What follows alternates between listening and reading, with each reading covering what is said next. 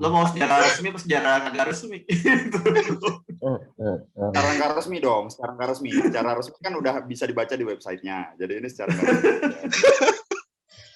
Iya, dia kalian bertiga dulu terlibat lah dalam skena eksibitor alternatif alias kere kan, gitu, yang pada waktu itu juga sempat goyang dan akhirnya tutup kan. Kalau buat gue pribadi tutupnya itu sebenarnya lumayan punya dampak personal ya, dalam arti setidak-tidaknya jadi bingung gitu kalau kita mau bikin pemutaran gitu, apa ya wadahnya. Nah makanya akhirnya kayak kepikiran awalnya bikin kartu pos itu loh yang gak jelas itu, yang depannya ada poster terus baliknya tuh ada kayak sinopsis / review pendek yang diharapkan tuh bisa kayak memancing minat orang lah gitu.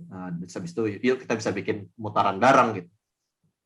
Nah gue lupa timeline pastinya gimana ya, cuma itu gue inget gue lagi motong-motong begitu terus ada Makmul main ke kontrakan terus kayak lalu ngapain lu pada capek-capek motong gitu, kita bikin website aja anjing. Nah gue inget itu pesan gitu. Nah ya habis itu Makmul datang dan munculnya ide itu. Nah silakan Bu. Ya sebenarnya semuanya awalnya dari Kinoki kan, dari Kinoki terus kemudian ya semuanya dimulai dari patah hati sih, gue rasa patah hati karena Kinoki berakhir gitu.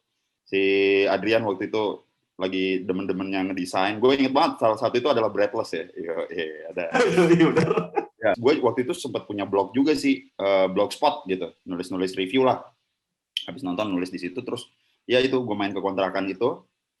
Kontrakan Adrian terus kayak gimana kalau enggak kita satuin aja nih semua libido ini ke dalam satu tempat gitu. Nah, muncullah si Multiply. Awalnya belum .com ya, Be ya. Multiply dulu kan? Iya, Multiply dulu. Nah, bagi teman-teman Gen Z yang tidak tahu Multiply apa, dulu yang sebelum ada vlog ada benda namanya blog. Nah, itu. Nah, itu salah satu penyedia blog yang terbesar adalah Multiply. Ya udah, mulai kita nulis awal, terus kemudian bikin sih. Awalnya tuh ada tuh kartu pos itu diupload, tapi lama-lama dia di apa namanya, seiring waktu gitu tulisan jadi lebih dominan.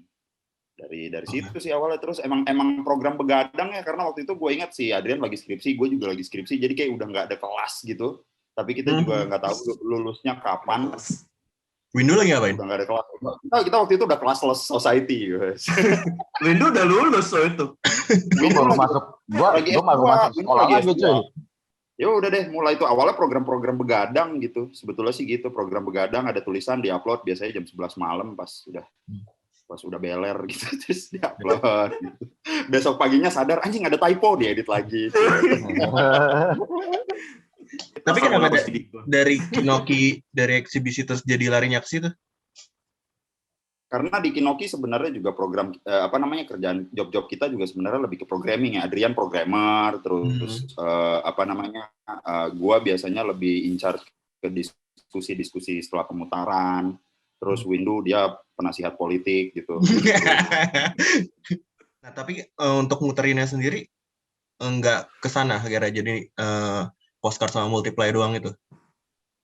Sempat ada program pemutaran sebenarnya, tapi lagi-lagi itu bukan sesuatu yang di planning brutal atau terprogram kayak waktu zaman Kinoki. Bahkan kita pun di kampus juga kayak semena-mena kan gitu. Kita beneran mengandalkan akses sosial aja gitu ya, pakai ruangan ini, pakai kantin buat nayangin gitu, atau siapa yang punya kafe juga tayangin. Ya gitu-gitu aja gitu sebenarnya. Jadi jangan dibayangkan juga sebagai gerakan yang struktur gitu loh. Nah, ya mungkin juga kemudian kayak libidonya ternyata emang lebih besar di menulis ya, atau sanggupnya di situ ya waktu itu gitu sih. Akhirnya malah lebih. Karena menurut gua menulis itu lebih ringan karena sendiri. Pemutaran lu harus ketemu orang gitu. Lu nentuin yang mana yang lu tulis, yang mana yang enggak gimana?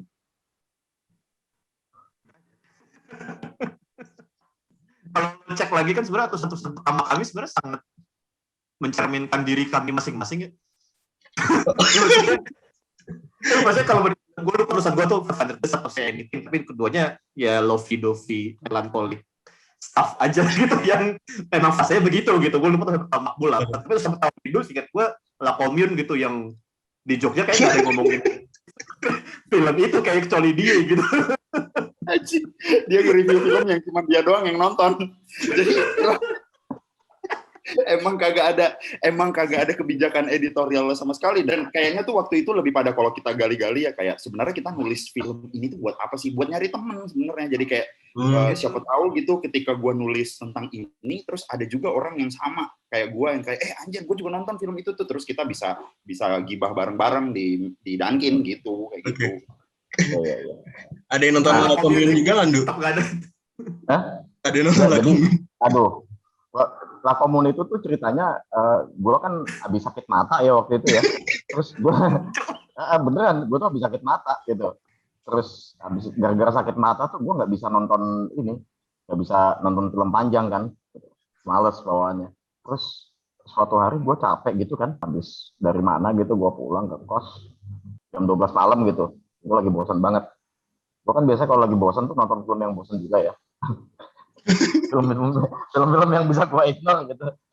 Bisa gue cuekin. Terus gue tonton. Tiba-tiba udah jam 6 pagi cuy. Nah gara-gara itu tuh gue bisa nonton film panjang.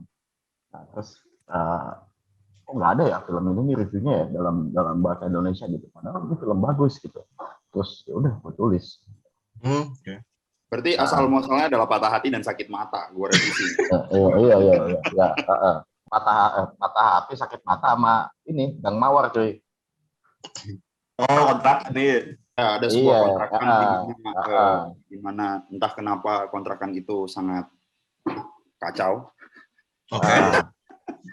Nah, Terus ada Adrian sama Makbul tuh biasa nongkrong di situ. Gitu. Gue juga nongkrong. Gang Mawar ini ya. Di situ Gang Mawar. Gue waktu itu cuma ngeliat kartu posnya doang kan, karena diposting di Facebook gitu. Terus gara-gara gue jadi sering nongkrong di situ, lihat prosesnya gitu. Terus habis itu Cory nulis. Nah, habis Cory itu baru gue, wah ini asik juga nih. Terus gue ngirim gitu ceritanya. Terus siapa lagi gitu, ya snowballing lah. Oke. Ya emang ada beberapa nama kan yang nulis selain kalian bertiga sama Cory.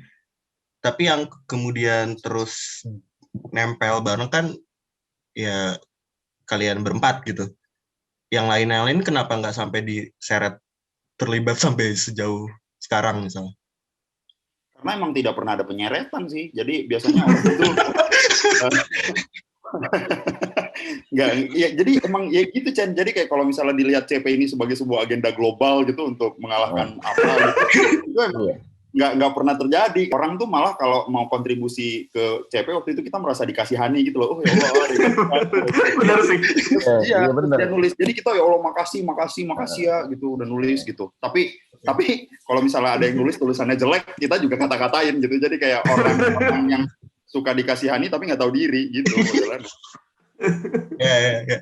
Nah, tapi kalau misalnya untuk tulisan-tulisan esai gitu gimana? Nah ini makanya ini sebenarnya frame atau kerangka paling adil nih untuk membahas JP adalah ya melihat perkembangan personal masing-masing pendirinya atau anggota-anggota yang kemudian ikutan gabung ya gitu. Ketika bicara esai kan sebenarnya terbaca kan esai-esai apa aja yang tertulis, dan sama seperti review pertama yang kami tulis gitu atau interview di JP.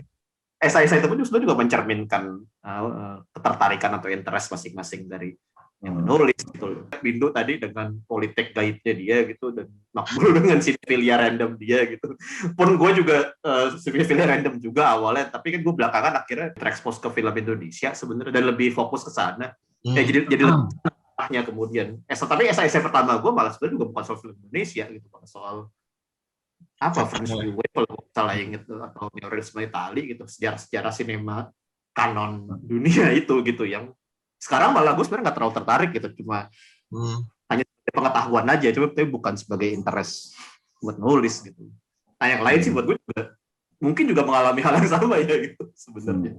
Makbul tuh sinema Asia Tenggara. Ya itu makanya karena gue suka ini kan, suka nonton kayak gue belum pernah nonton film dari Kamboja gitu waktu itu, terus nonton. Gue belum pernah nonton film dari Laos gitu, terus nonton. Tak disangka-sangka ternyata si tulisan itu tentang sinema Asia Tenggara itu ditanggapi dengan pedas ya waktu itu oleh Hikmat Darmawan nih, salah satu idola kita nih gitu, karena kan kita mengidolakan rumah film. Iya, terus wah gue di inilah kayak apaan nih kayak gini. Terus gue dikata-katain gitu, gue malah kayak lu gimana sih di notice sama idol gitu kayak wah gitu kayak terima kasih ya udah ngata-ngatain saya gitu. Dari situ kemudian jadi kita jadi merasa kayak wah ternyata ada orang di luar lingkaran kita yang ngebaca tulisan ini. Gue pikir tuh tadi pembacanya kalau Cory yang nulis yang baca kita bertiga, kalau gue nulis ya kita bertiga. Gue pikir tuh awalnya cuma kayak gitu doang. Terus kemudian diliput di Jakarta Post, terus diajakin sama waktu itu ada acara di Jakarta namanya Festival Sinema Perancis, kita diajakin buat nge-review programnya mereka gitu, semacam ngasih tulisan pengantar buat film-film program mereka. Dari situ jadi kayak, wah ini kok ini ya banyak yang ngajakin. Kok diseriusin nih? Iya, kok jadi serius gitu. Dan tanpa disadari tiba-tiba gue mendapati diri gue naik bis dari Jogja ke Jakarta buat meeting sama Festival Sinema Perancis itu. Jadi kayak kok ini jadi sesuatu yang serius ya gitu.